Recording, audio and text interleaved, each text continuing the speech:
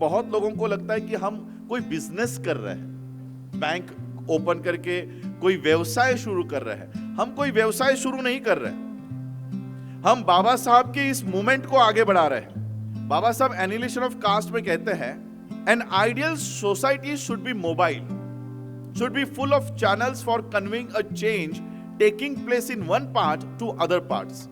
In an ideal society there should be many interest consciously communicated and shared. एक आदर्श समाज में ऐसी व्यवस्था होनी चाहिए कि जहां पर एक कोने में अगर कोई बदलाव होता है तो वो दूसरे कोने में उसकी इंफॉर्मेशन, उसकी जानकारी मिलनी चाहिए। 1936 में बाबा साहब को यह भाषण देने से रोका गया था, तब जाकर बाबा साहब ने इसको किताब के स्वरूप में पब्लिश किया। मैं धम्म धम्म बोल रही तो सबके मन में लग रहा होगा कि धम्म क्या मार्गदर्शन करेगा। तो सबसे पहली बात यह है कि हमको ध्यान रखना है कि जो भी संस्थाएं काम कर रही है उनमें काम करने वाले लोग ये नैतिकता को पालन करने वाले हो, तभी वो धम्म साथ में है, ऐसा हम कह सकते हैं। हमारी संस्थाएं इसीलिए काम नहीं कर पा रही है, सक्सेस नहीं हो पा रही है, थोड़ा करती है फिर पीछे हट जाती है, क्योंकि इनमें नैतिकता की कमी है और धम्म नहीं समझ पा रहे हैं। इसलिए हमें कल्चरल एजुकेशन पर काम करना है, सांस्कृतिक क्षेत्र में कार्य करना है, क्योंकि संस्कृति ही हमारी पहचान बनाती है एक बुद्धिस्ट के रूप में। अब बुद्धिस्ट बोलो तो ये नहीं कहना कि I am proud of being A Buddhist, sorry यार, क्योंकि मैं ये कहती हूँ कि बुद्धिस्ट होना एक मानव होना है, so be proud of being a human being. तो क्योंकि मुझे हमेशा बाबा साहब के वो वर्ड्स याद रहते हैं, I am the first Indian and the last Indian, not the first Buddhist and the last Buddhist. तो ये जो है प्राउड फील करना है, तो मानवता के हित में जो बुद्धिज्म है उसको लेकर हमें प्राउड फील करना है।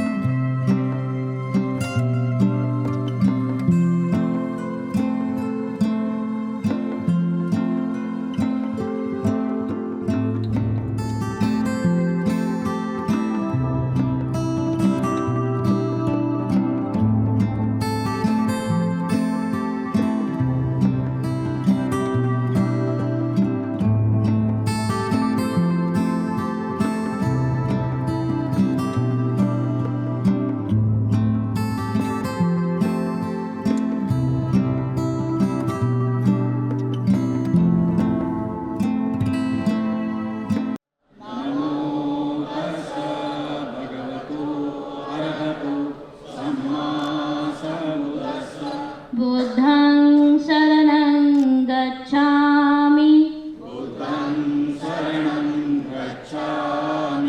धम्मं शरणं गच्छामि, संघं शरणं गच्छामि, बुद्धं नमामि, धम्मं नमामि, संघं नमामि। सभी को जय भीम, नमो बुद्धाय। हम बुद्ध के वंशज हैं, हम सम्राट अशोक के वंशज हैं। पुनश्च तुम्हाला या आप लोगों को याद कर देने की कोई ज़रूरत नहीं है की भीमा तुझ्यामुळे आमची जिंदगी कूल आहे, भीमा तुझ्यामुळे जिंदगी आमची कूल आहे, खिशात दमडी अडका पैसा, खिसा आमचा फूल आहे। अरे काल पाण्यासाठी त्यांनी छळ केला होता आमचा, आणि आज भीमा तुझ्या पुण्याईने आमच्या घरातच स्विमिंग पूल आहे, आमच्या घरातच स्विमिंग पूल आहे। एक कदम अग्रसर हम बढ़ रहे हैं उन्नति की ओर, जिसे कहते हैं आर्थिक क्रांति। और समाज तभी परिवर्तित होता है जो आर्थिक दृष्टि से मजबूत होता है। आइए हम भी एक कदम, नागपुर के लोग, मध्य प्रदेश के लोग आर्थिक क्रांति के अग्रसर होते हैं, और एक दिन ऐसा आएगा कि हम राजाओं के ही बेटे कहलाएंगे। क्योंकि अगर सम्राट अशोक राजा है, बाबा साहब ज्ञान का राजा है तो उसके बेटे भी इस देश के राजा ही बनना चाहिए, और आर्थिक दृष्टि से वो राजा बनने के लिए आज का ये प्रोग्राम है। बाबा साहब ने जब वकीली की पढ़ाई की और मुंबई में जब आए तो अंग्रेजों ने बाबा साहब से कहा कि मिस्टर अंबेडकर, आप बहुत पढ़े लिखे हुए, आपने बैरिस्टरी की है, आज से आप एक काम कीजिए, कोर्ट में जाकर हमारी प्रैक्टिस कीजिए। तो बाबा साहब अंग्रेजों से कहते हैं, मैंने वकीली की पढ़ाई इसलिए नहीं की कि मैं तुम्हारी चाकरी कर सकूं, मैंने वकीली की पढ़ाई इसलिए की कि कल मैं अपने समाज को तैयार कर सकूं।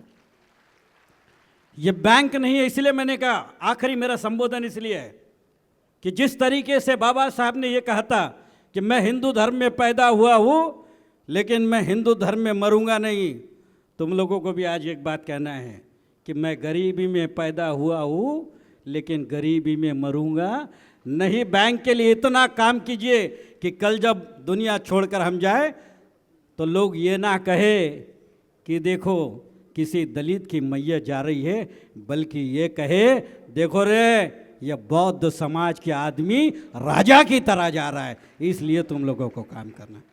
जिन लोगों ने मेहनत के साथ 2500 रुपये देकर, ये 2500 रुपये नहीं है, ये 2500 रुपये नहीं है, सिर्फ ये 2500 लोगों की आस है आप लोगों से। आने वाली पीढ़ी को जो आप जिस दिन बनाएंगे ना, वो आने वाला बच्चा जिस दिन मुख्यमंत्री प्रधानमंत्री की कुर्सी पर भी जिस दिन बैठेगा ना और जय भीम का नारा लगाएंगा, तब आपको समझ में आ जाएगा कि मैंने जो 2500 रुपये दिए थे वो साबित हुए। डॉक्टर बाबासाहेब आंबेडकरांनी 1956 साली याच नागपूरच्या नागभूमीवर बौद्ध धम्माची दीक्षा देऊन फार मोठी धम्मक्रांती घडवून आणली आणि बौद्ध धम्माची दीक्षा देऊन जे आपणास एक सामाजिक आपला उत्थान झालं, त्याच धर्तीवर आज या ठिकाणी डॉक्टर राजरत्न आंबेडकर साहेब एक आपल्या बौद्धांची सोसायटी किंवा बँक इथं स्थापन करून त्याचे उद्घाटन सोहळ्याला या ठिकाणी ते आलेले आहेत। आज 69 वर्षांनी त्याच घटनेची पुनरावृत्ती देशात बौद्धांची स्वतंत्र आर्थिक व्यवस्था निर्माण करण्याकरिता आज या ठिकाणी आपण सगळे जमलेले आहोत। Doctor BR Ambedkar multi-state cooperative society limited banking व्यवस्था नागपूर शाखेचा उद्घाटन सोहळा डॉक्टर राजरत्न आंबेडकर यांच्या हस्ते संपन्न होत आहे। ही अतिशय आनंदाची बाब असून अतिशय स्वाभिमानाची आणि गौरवाची ऐतिहासिक घटना आज या ठिकाणी आपल्या या देशात घडत आहे। तर ही घटना या शाखेकरिता जर विशेष प्रयत्न केले असतील तर ते राष्ट्रीय सचिव महासचिव राहुल शेंडे सर यांनी विशेष प्रयत्न केले, त्याचप्रमाणे नागपूर शाखेचे कार्यकारिणी आणि पदाधिकारी यांनीसुद्धा फार मोलाचे योगदान या ठिकाणी दिले आहे आणि हा कार्यक्रम घडवून आणला आहे। त्यांचे आम्ही स्वागत करतो। दोस्तो, आज जो आपण हा कार्यक्रम घडून आहे हा सामाजिक आपल्या एक व्यवस्थेचा प्रभाग आहे आणि या भागातून आपलीवाली एक उन्नतीकडे परिवर्तनाची एक दिशा आपण ठरवलेली। आतापर्यंत धम्मक्रांती केली, आतापर्यंत औद्योगिक आणि आर्थिक क्रांती घडवून आणायची आहे, तर आपल्याला राजरत्न आंबेडकर साहेबांच्या शिवाय दुसरा पर्याय नाही आहे। तर देशामध्ये आज जी आम्ही बौद्धांची परिस्थिती पाहतो ती फार गंभीर आहे। ही बाब आज या ठिकाणी अशासाठी आहे की हा आपला समाजाचा एक गाडा आहे, या देशातला जो प्रभाव आहे आता दुसरा तिसरा कोणताही नसून भारतीय बुद्ध महासभा हाच एकमेव आपल्याला पर्याय आहे। तरी बौद्धांची जे आज स्थिती आहे, बौद्ध समाजावर आजही ठिकठिकाणी अन्याय अत्याचार होत आहेत, बौद्ध संस्कृती नष्ट केल्या जात आहे। महाबोधी महाविहार संपूर्ण ताबा बौद्धांना देण्याच्या मनस्थितीमध्ये येथील धर्मांध व्यवस्था नाही आहे।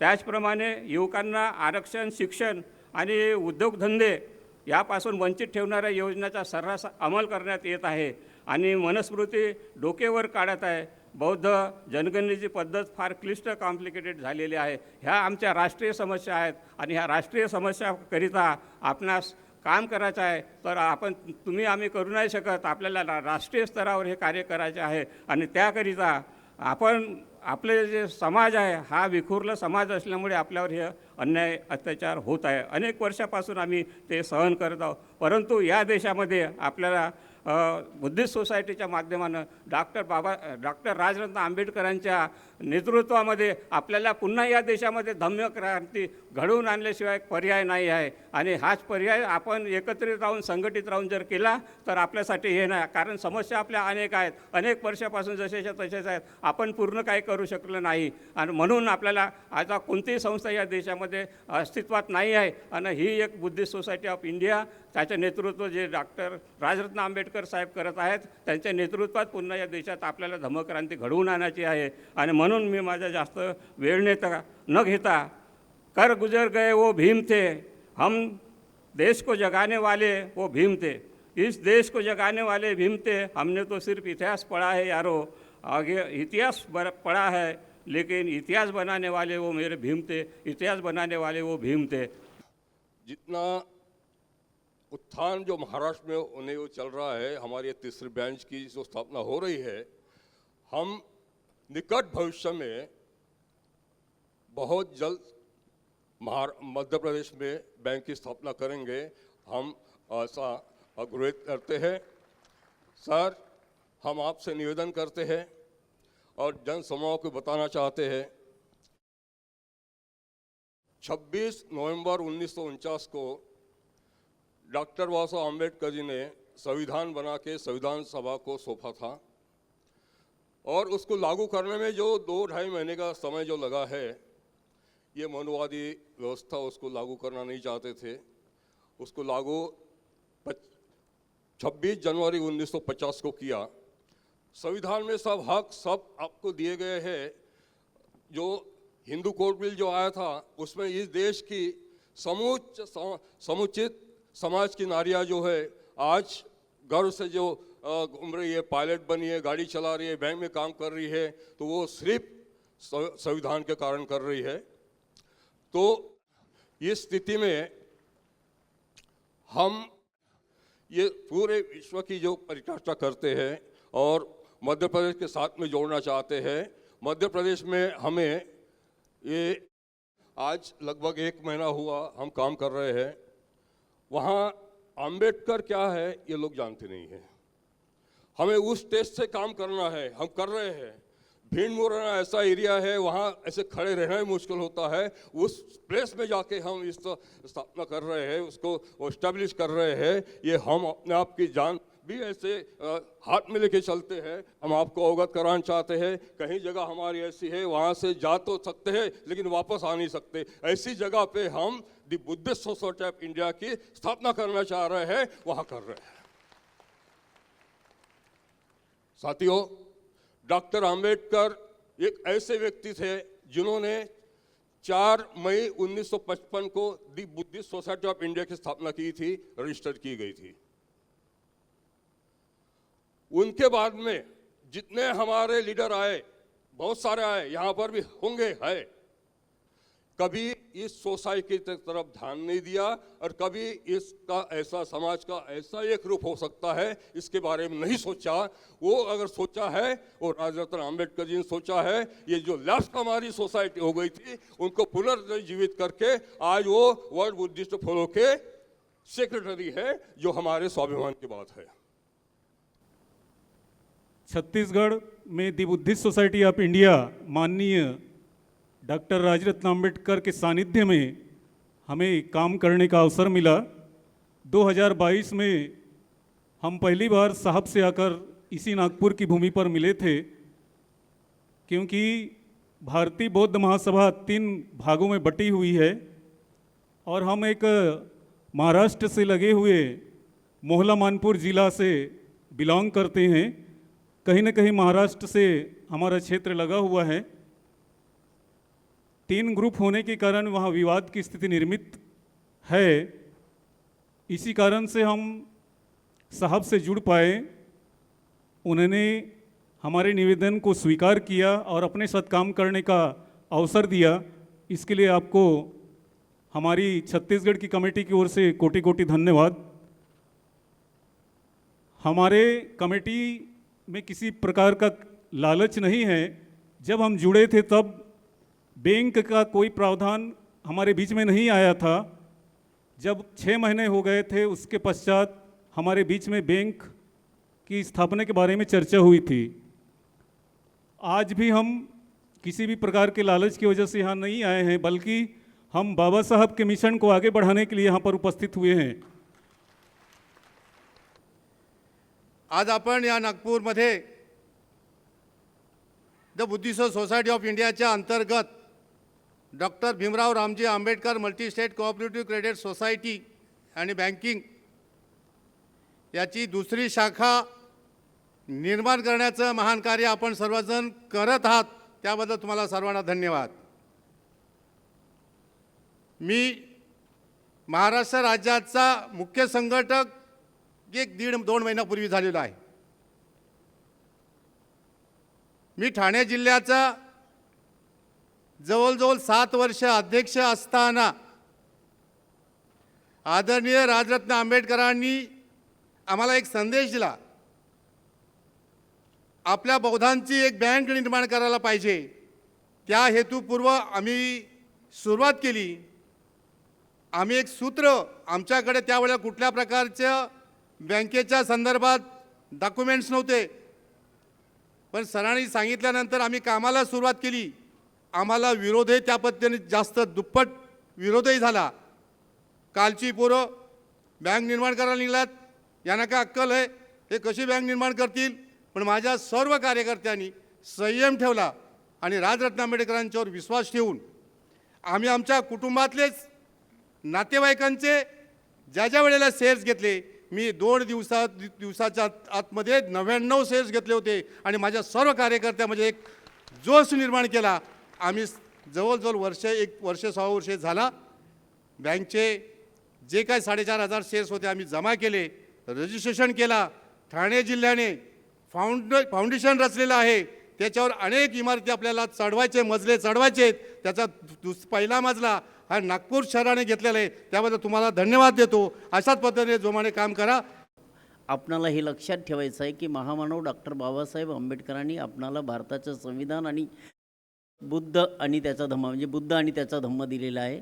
या बुद्ध आणि धम्माच्या ग्रंथावर किंवा त्या बुद्धाच्या धम्मावर स्टडी करताना किंवा प्रचार व प्रसार करताना बुद्धिस्ट सोसायटी ऑफ इंडियाची जी 10 उद्दिष्ट दिलेली आहेत, त्या 10 उद्दिष्टांना पुढं नेताना त्यामध्ये बुद्ध धम्माच्या प्रचार प्रसारासह धम्म विद्यालये, धम्मशाळा, धम्म विद्यापीठे, दवाखाने, विविध धर्माचा तुलनात्मक अभ्यास यासाठी घडवून आणलेली धम्म संमेलने, ह्या सगळ्या गोष्टी पुढं नेताना या संस्थेला आर्थिक सक्षम करण्याच्या दृष्टीने या सोसायटीचे राष्ट्रीय अध्यक्ष आदरणीय राजरत्न आंबेडकर साहेबांनी WFB किंवा इतर परिषदेमध्ये जाऊन जे विचार तुमच्यापर्यंत मांडलेले आहेत की या भारताच्या संविधानात सहकार नावाचा तत्त्व असताना त्या तत्त्वाचा उपयोग करून या देशातली लोक गर्भश्रीमंत झाली, मात्र आमच्या समाजापुढे एखादी बँक उभी राहू शकली नाही।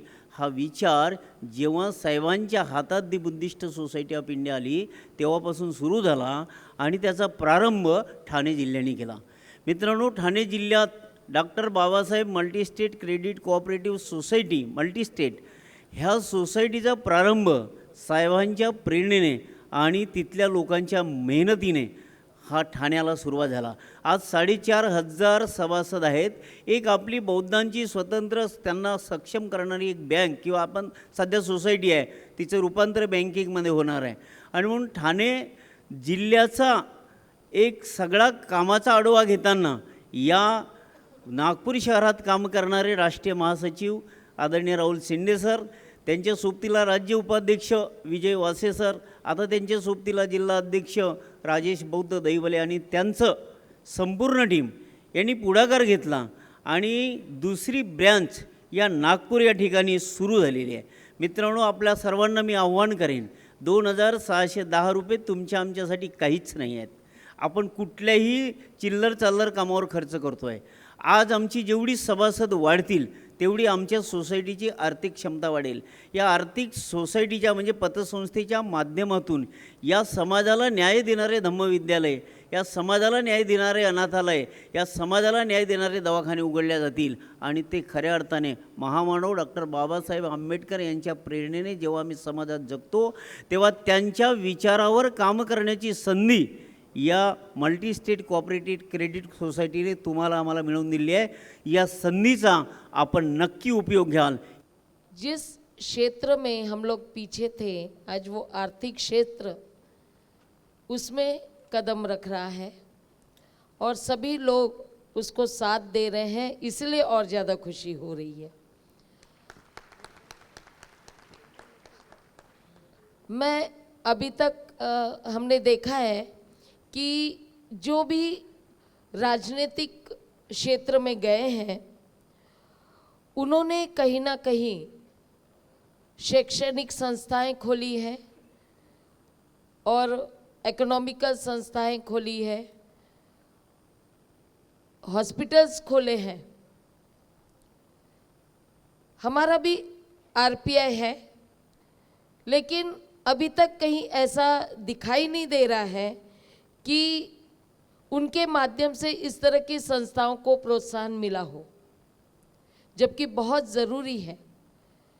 और ये इसलिए है क्योंकि हम लोगों ने धम्म नहीं समझा है.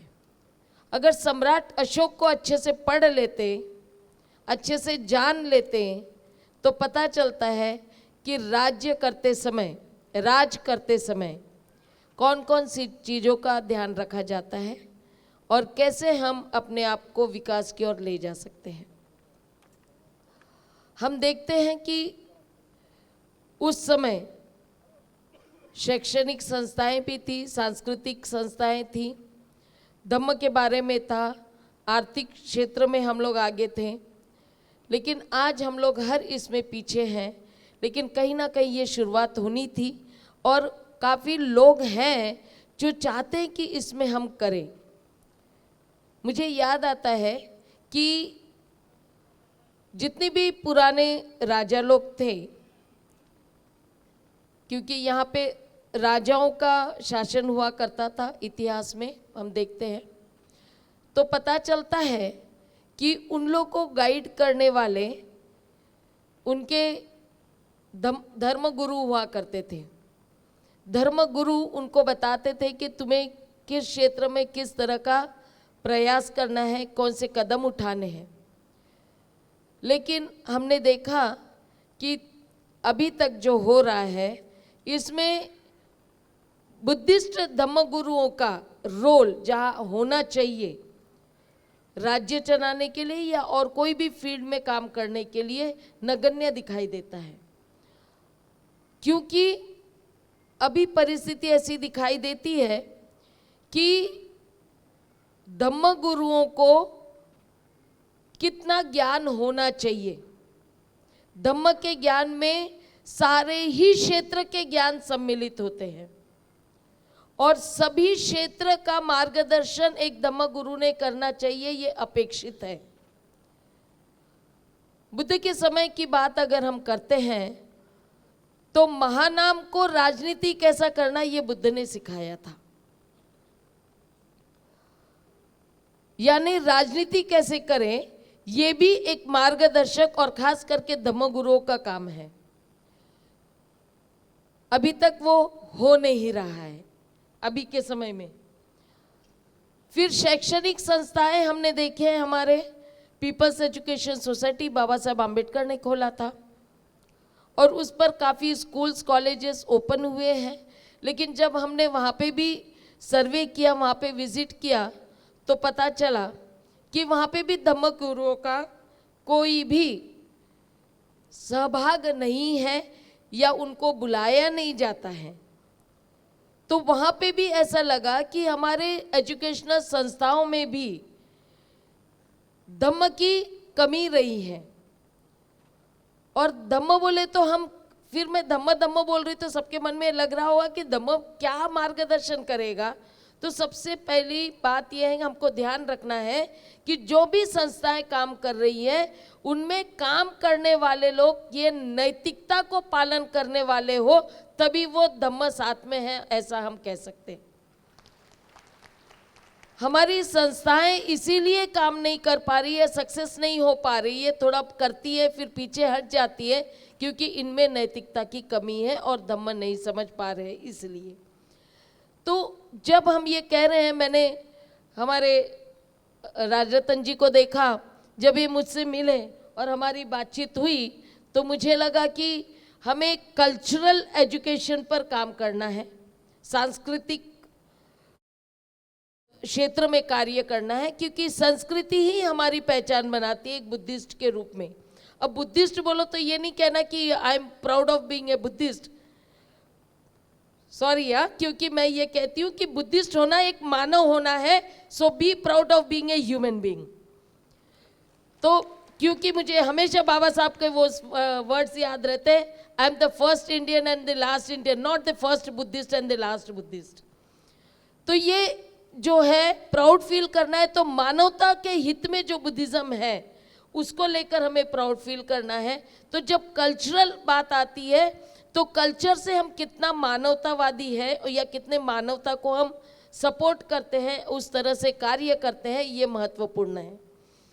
तो जब कल्चरल एजुकेशन की बात आई तो हमारे आम जनता में, खास करके हम लोग ने बात किया बुद्धिस्ट सोसाइटी ऑफ इंडिया के जब सदस्यों की बात आई, वहाँ के कार्यकर्ताओं की बात आई, तो मुझे कहीं ना कहीं लगा कि इनको ज़्यादा अच्छी तरह से बेसिक नॉलेज ऑफ कल्चरल जो एजुकेशन है उसके बारे में होना बहुत ज़रूरी है, जो कहीं ना कहीं मुझे लैकिंग लगी, कहीं ना कहीं मुझे कमी महसूस हुई।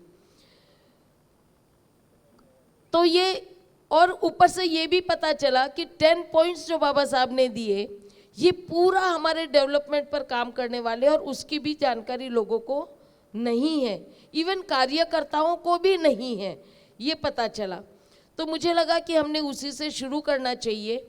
और एजुकेशन, बुद्धिज़्म ये एजुकेशन से संबंधित है, इस बात को प्रचारित करना चाहिए, क्योंकि बुद्धिज़्म को हम धर्म के नाम पर लेते हैं तो पूजा पाठ को प्रायोरिटी आती है। वो धर्म है या धम्म है ये सेकेंडरी बात हो गया, उसके ऊपर चर्चा नहीं करना है हमें अभी, लेकिन इतना जरूर समझना है कि ये एजुकेशन है, और एजुकेशन के हिसाब से ही, क्योंकि एजुकेशन ही हमको आगे बढ़ाता है, आगे बढ़ने के लिए हमें प्रेरित करता है। तो बुद्धिज़्म के संस्कार जो है, बुद्ध की जो शिक्षाएं हैं, इसको हम शिक्षाएं कह रहे हैं क्योंकि ये एजुकेशन से संबंधित है, और सारे कार्यकर्ताओं को, सारे सदस्यों को और आम जनता जो भी इस बुद्धिज़्म से जुड़ना चाहती है, जुड़ी हुई है, ये सब लोगों को क्लियर एक क्लैरिफिकेशन होना चाहिए कि सच में हम बुद्धिस्ट है मतलब क्या है। हम एक अच्छे इंसान बनने के लिए आगे आ रहे हैं, या हम धर्म के नाम पर एक अलग पंथ, जैसे आज पढ़ा नहीं हमारे प्रियम्बल में अभी एक वो हो गया, धर्म निरपेक्ष की जगह पंथ निरपेक्ष कर दिया गया, तो वो पंथ निर्माण होने की राह पर चला जाता है धर्म के नाम पर। तो वो हमें कम करना है, उसकी तरफ हमें नहीं जाना है। हमें धम्म के नाम पर मानवता के मानवता के लिए आगे बढ़ना है, मानव बनना है, और ये हर व्यक्ति अगर ये सोचकर करेगा तो हमें इसमें बहुत फ़ायदा मिलेगा। इकोनॉमिक इसमें भी हम जब बात कर रहे हैं, आज कोऑपरेटिव बैंक की उद्घाटन हो रहा है, पहले एक थाना जिला में हो चुका है, अभी नागपुर में हो रहा है। Nagpur is the centre of Buddhism, और यहाँ पे कार्य करते समय, इस क्षेत्र में कार्य करते समय हमने देखा कि राजरतन जी ने जब हमको बोला कि हम लोग साथ मिलकर काम करते हैं एजुकेशन के साथ, तो ऑब्वियसली अन्य फील्ड में भी हमें बुद्धिज़्म ले जाना है। और जो भी इस बैंक में कार्य करेगा, जो भी स्टाफ होगा, जो भी मेंबर्स होंगे, ये सारे नैतिकता को पालन करने वाले होंगे। और इस तरह के कार्यक्रम हमारे ये यहाँ पे हमारी उपस्थिति ये दर्शा रही है, हमें बुलाकर उन्होंने ये साबित कर दिया कि वो धम्म को नहीं छोड़ने वाले, चाहे वो आर्थिक क्षेत्र में काम कर रहे हो। तो ये ऐसा मुझे लग रहा है कि अभी जिस तरह से राजा लोग उस समय काम करते थे कि धम्म गुरुओं का मार्गदर्शन लेते थे, तो वो कार्य शुरू हो चुका है राजरत्न अम्बेडकर जी के माध्यम से, और ये एक अच्छी शुरुआत लग रही है। और मुझे लग रहा है कि जितने भी चेवरधारी हैं, जितने भी धम्म गुरु हैं, उन्होंने अपना मार्गदर्शन सिर्फ आम जनताओं को ही नहीं, लेकिन इस क्षेत्र के हर क्षेत्र में काम करने वाले, जो हमारे विकास के लिए, उन्नति के लिए कार्य करते हैं, उस हर क्षेत्र में हम लोगों ने मार्गदर्शन कराना है।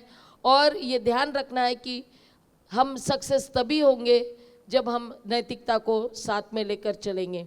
अभी हमारा शुरू होने वाला है कल्चरल प्रोग्राम में भारतीय बौद्ध महासभा के माध्यम से ही, कि जितने भी कार्यकर्ताएं हैं और जितने भी सदस्य हैं, उनको भी नैतिकता की ट्रेनिंग दी जाएगी। और इसकी शुरुआत हम लोग शायद इसी अगले मंथ से करने वाले हैं। तो पूरे महाराष्ट्र ही नहीं तो अन्य राज्यों में भी हम लोग चाहेंगे कि सारे लोग तैयार रहें कि हाँ, हमें धम्म और सीखना है, क्योंकि हमें हर क्षेत्र में काम करना है। जिस क्षेत्र में भी करेंगे को धम्म को साथ में लेकर करेंगे। आज हम लोग doctor Bhimrao Ramji Ambedkar multi state cooperative credit society, इस बैंक के नागपुर शाखा का उद्घाटन करने के लिए इकट्ठा हुए हैं। उससे पहले ये कार्यक्रम का आयोजन किया गया है ये समझाने के लिए कि हम ये कर क्या रहे हैं। अनेक बैंक्स खुलती है, बंद होती है, लेकिन कोई ऐसे कार्यक्रम करके उद्घाटन नहीं करते। बंते जी ने कहा कि बौद्ध, मुझे ये हमेशा बाहर लोगों को, जब मैं बाहर के देशों में जाता हूँ, ताइवान हो, वियतनाम हो, वहाँ के लोग मुझे हमेशा कहते हैं कि ये जो बुद्ध का धम्म है, ये गोर गरीब लोगों का, दलितों का धर्म नहीं है, ये राजा और महाराजाओं का धम्म है। तो ये राजा महाराजाओं का धम्म है, ये उनका रिलीजन है, तो आपके लोग गरीब कैसे हैं, कैसे रह गए? और ये बात हमेशा मुझे खटकती है कि ये राजा महाराजाओं का धर्म है, और सही में उस समय राजा महाराजाओं को वो शरण जाया करते थे इस बुद्ध के धम्म में। तो हम लोग गरीब कैसे हैं? हम लोगों को भी वो उस दिशा में हम लोगों को पहल करनी होगी, और तब जाके हम आज ये इकोनॉमिकल मूवमेंट को हम लोगों ने हाथ में लिया है। ये पूरी बात, जैसे आज ये हम लोगों ने कार्यक्रम की शुरुआत की, कॉन्स्टिट्यूशन का प्रिएम्बल हम लोगों ने पढ़ा। ये प्रिएम्बल, पूरा संविधान हम बायहार्ट नहीं कर सकते, पूरा संविधान हम रट नहीं सकते, याद नहीं रह सकता, इसलिए उसका प्रिएम्बल तैयार किया गया है कि संविधान का मुख्य उद्देश्य क्या है। संविधान का मुख्य उद्देश्य केवल 4 बातें हम लोगों को हासिल करना है: justice, equality, liberty and fraternity. Justice के तौर पर बाबा साहब अंबेडकर जी ने 3 जस्टिस हमको हासिल करने के लिए कहा है, और जस्टिस का नंबर भी पहले पायदान पर है। ये जो सीक्वेंस दिया गया है, ये वर्ल्ड के, विश्व के जिन्होंने सभी संविधान का बारीकाई से अभ्यास किया हुआ था, उन्होंने ये प्रिएम्बल दिया हुआ है। जस्टिस, न्याय, न्याय में कौन सा न्याय? सामाजिक, आर्थिक व राजनीतिक न्याय। ये देश के प्रिएम्बल में जस्टिस पहले पायदान पर है। और इतना ही नहीं, बाबा साहब अंबेडकर जी का 25 नवंबर 1949 का एक स्पीच है, कॉन्स्टिट्यूएंट असेंबली का स्पीच है। मैं केवल आपको उतना ही पैराग्राफ पढ़ के सुनाना चाहता हूं। बाबा साहब 25 नवंबर को कहते हैं, on the 26th of January 1950, यानी जिस दिन देश को संविधान मिलेगा और लागू होगा, we are going to enter into a life of contradictions. हम लोग 26 जनवरी 1950 को एक विरोधाभास जीवन में प्रवेश करने जा रहे हैं। In politics we will have equality, and in social and economic life we will have inequality. राजनीति में हम लोगों को बराबरी तो मिलेगी, लेकिन सामाजिक और आर्थिक क्षेत्र में हम गैर बराबर रहेंगे। In politics, we will be recognizing the principle of one man, one vote and one vote, one value. राजनीति में हम एक वोट, एक व्यक्ति, एक वोट और एक वोट का एक समान मूल्य, इस तत्व को हम एक्सेप्ट करेंगे। In our social and economic life, we shall, by reason of our social and economic structure, continue to deny the principle of one man, one value. लेकिन हम हमारे सामाजिक जीवन में और आर्थिक जीवन में हम इस तत्व को कि एक व्यक्ति और एक मूल्य, इसको हम हमेशा नकारते रहेंगे। ये कभी भी हम एक्सेप्ट नहीं करेंगे। How long shall we continue to live this life of contradiction? ऐसे विरोधाभास वाली जिंदगी हम कब तक जिएंगे? How long shall we continue to deny equality in our social and economic life? हम अपने सामाजिक और आर्थिक जीवन में ऐसे गैर बराबरी के सिचुएशन को, गैर बराबरी की जिंदगी को कब तक हम कंटिन्यू करेंगे? If we continue to deny it for long, अगर हम ज्यादा देर तक इस बराबरी की व्यवस्था को नकारते रहे, we will do so only by putting our political democracy in peril. हम ऐसा करके हम अपनी राजनीतिक बराबरी को, राजनीतिक अधिकारों को खतरे में डाल देंगे। और एक दिन ऐसा आएगा, बाबा साहब कहते हैं, we must remove this contradiction at the earliest possible. जितने जल्दी हो सके उतने जल्दी हम लोगों को यह सामाजिक और आर्थिक गैर बराबरी की जो परिस्थिति है, इसको खत्म करना होगा। अन्यथा, और else those who suffer from inequality will blow up the structure of political democracy. अन्यथा अगर हमने ऐसा नहीं किया तो हम अपनी राजनीतिक आजादी को खो बैठेंगे। 25 नवंबर 1949 को संविधान जब बाबा साहब अंबेडकर जी ने दिया, 26 नवंबर हम कॉन्स्टिट्यूशन डे कहते हैं, 25 नवंबर को आखिरी सेशन हुआ और आखिरी सेशन में बाबा साहब ने यह चिंता जताई कि 26 जनवरी 1950 को जब ये देश में संविधान लागू होगा, तब हम एक विरोधाभास जीवन में प्रवेश करने जा रहे हैं। क्यों? क्योंकि राजनीति में तो हमको बराबरी होगी। नीतू अंबानी का वोट का वैल्यू और आपके वोट का वैल्यू सेम होगा। किसमें? राजनीति में। लेकिन वही नीतू अंबानी और वही आपकी कोई स्त्री ये इकोनॉमी और सोशल स्ट्रक्चर में बराबर नहीं होगी। राजनीति में आपका वोट और नीतू अंबानी का वोट तो सेम है, एक one man one vote one value. लेकिन इकोनॉमी में क्या आप लोग बराबर हो? क्या सोशल स्ट्रक्चर में आप लोग बराबर हो? तो हमको जब तक हम ये सोशल और इकोनॉमिकल इक्वलिटी जब तक नहीं लाते, तब तक हमारी पॉलिटिकल डेमोक्रेसी या पॉलिटिकल इक्वलिटी किसी काम की नहीं होगी। ये बाबा साहब ने उस समय ये चिंता व्यक्त की थी। एक कोटेशन और मैं बाबा साहब का आपको सुनाना चाहूंगा, क्योंकि बहुत लोगों को लगता है कि हम कोई बिजनेस कर रहे हैं, बैंक ओपन करके कोई व्यवसाय शुरू कर रहे हैं। हम कोई व्यवसाय शुरू नहीं कर रहे, हम बाबा साहब के इस मूवमेंट को आगे बढ़ा रहे हैं। बाबा साहब ने एनिहिलेशन ऑफ कास्ट में एक बात कही है। बाबा साहब एनिहिलेशन ऑफ कास्ट में कहते हैं, an ideal society should be mobile, should be full of channels for conveying a change taking place in one part to other parts. In an ideal society, there should be many interests consciously communicated and shared. एक आदर्श समाज में ऐसी व्यवस्था होनी चाहिए कि जहां पर एक कोने में अगर कोई बदलाव होता है तो वो दूसरे कोने में उसकी इंफॉर्मेशन, उसकी जानकारी मिलनी चाहिए। 1936 में बाबा साहब को यह भाषण देने से रोका गया था, तब जाकर बाबा साहब ने इसको किताब के स्वरूप में पब्लिश किया। 1936 में किया हुआ यह भाषण 2025 में हम लोग हैं, 10 साल के बाद 100 साल पूरे हो जाएंगे। मुझे बताओ, क्या हमने कोई आइडियल सोसाइटी तैयार की है? क्या एक कोने में हुआ बदल दूसरे कोने में कम्युनिकेट हो पा रहा है? बाबा साहब कहते कि an ideal society there should be many interest consciously communicated and shared, there should be varied and free points of contact with other modes of association.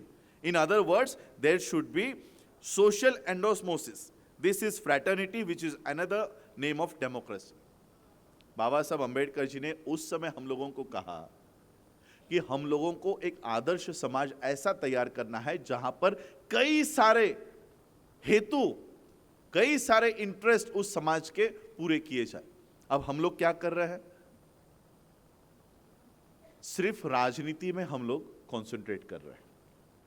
मेरे ऊपर एक कंप्लेंट हो गई थी ब्राह्मण से कि मैं शेयर होल्डर बनना चाह रहा हूं, यह मुझे शेयर नहीं देता,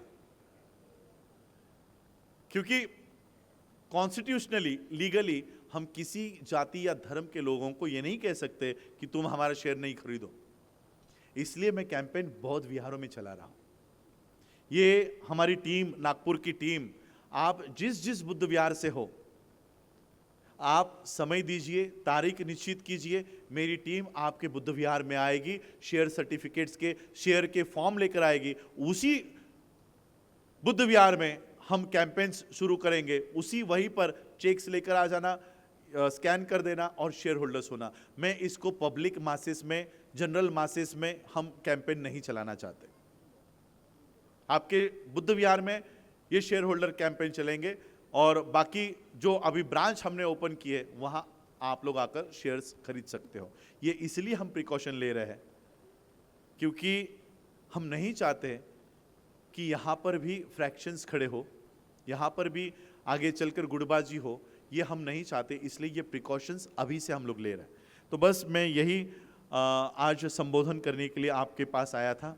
मैं फिर से वही नारा देना चाहता हूँ कि वोट हमारा, राज तुम्हारा जैसे राजनीति में नहीं चलता, उसी तरह से अर्थनीति में नोट हमारा और बैंक तुम्हारा नहीं चलेगा। इसी ऊपर हम लोग ये काम कर रहे हैं। ही बँक जी पार्श्वभूमीवर उभी आहे, त्या पार्श्वभूमीसाठी हा जनसमुदाय अत्यंत आवश्यक आहे। या संपूर्ण जनसमुदायाचे मी या कमिटीतर्फे आभार व्यक्त करते। तसेच सहभाग देणारे, मदत करणारे व कार्यक्रम उभा करणारे नागपूर जिल्हा समिती सोसायटी ऑफ इंडियाच्या संपूर्ण टीमचे अभिनंदन करून येणाऱ्या वाटचालीसाठी त्यांना शुभेच्छा देते।